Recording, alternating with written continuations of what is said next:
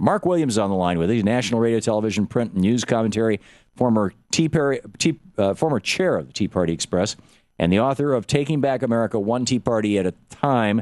His website, marktalk, M-A-R-K, talk.com. Mark, welcome back to the program.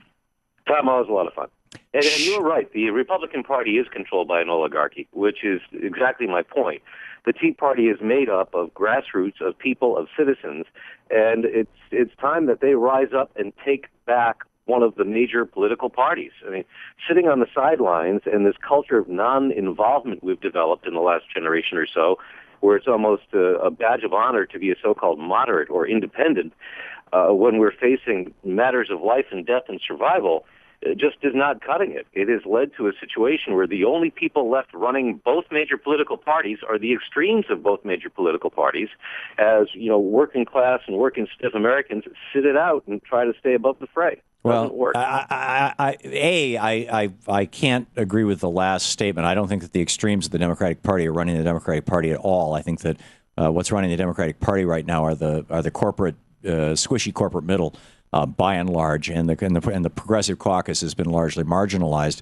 And given that John Boehner's in charge and Mitch McConnell in the House and the Senate of the Republican Party, I think the same could arguably be said to be true of the Republican Party. I do agree with your point that those of us who are not being run by giant corporations or whatnot should be mobilizing citizen movements, and that's probably the only thing that's going to rescue this nation from an insane Supreme Court and that has grabbed way too much power over the years, going back over 100 years, and the oligarchs. But here's the question: if the Tea Party there's this argument that's been made, and I think fairly well documented, that the Tea Party wouldn't exist if our oil oligarchs, the two brothers who own the second largest private corporation in America, Koch Industries, if those oligarchs hadn't funded the creation of the Tea Party, it wouldn't exist. And that why is it that at Tea Party events, the Koch brothers have two basic agendas. Number one is stop regulation, because regulation makes their oil industry less profitable. And number two, no more taxes on millionaires and billionaires, because they're billionaires. Why is it that those are the things that I'm hearing out of the Tea Party constantly, and I'm never hearing from the Tea Party things like, let's raise taxes on millionaires and billionaires. Let's make it expensive for corporations like Koch Industries or other big corporations that fund these right-wing movements to manufacture things overseas, offshore, and bring our jobs back home with a tariff policy, the American way. Let's go back to that.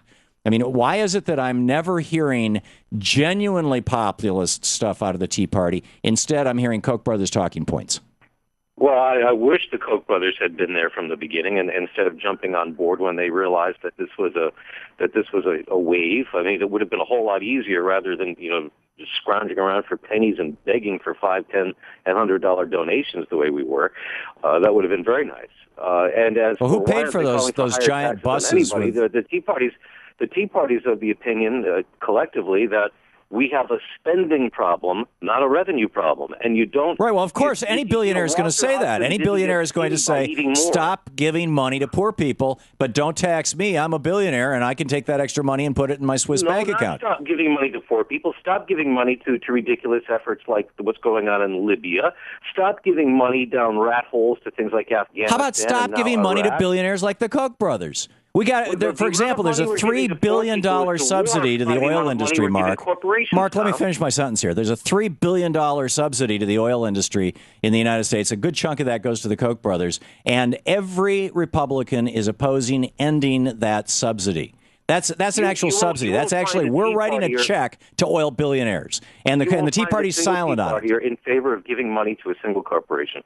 I beg your pardon?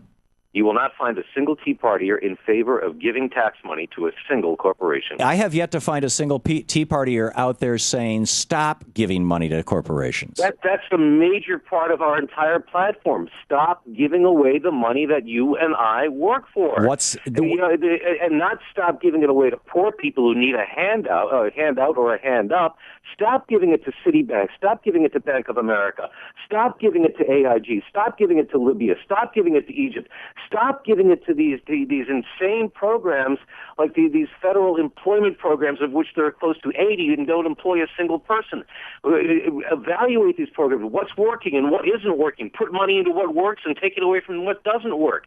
We're talking about the same thing. Stop giving money where we don't have to give it away and give it to people who actually need it. Then, Mark, why is it? In a way that helps them. Why is it then when the House of Representatives in the last legislative session passed a bill that would have increased taxes on corporations that are manufacturing offshore, where a company in America, Hewlett-Packard in America, is manufacturing in a Hewlett-Packard factory offshore, or Levi's in America is manufacturing offshore in a Levi's factory. They're bringing their own goods back. This is not international trade, and you and I both know it. This is arbitrage of labor. This is outsourcing of labor.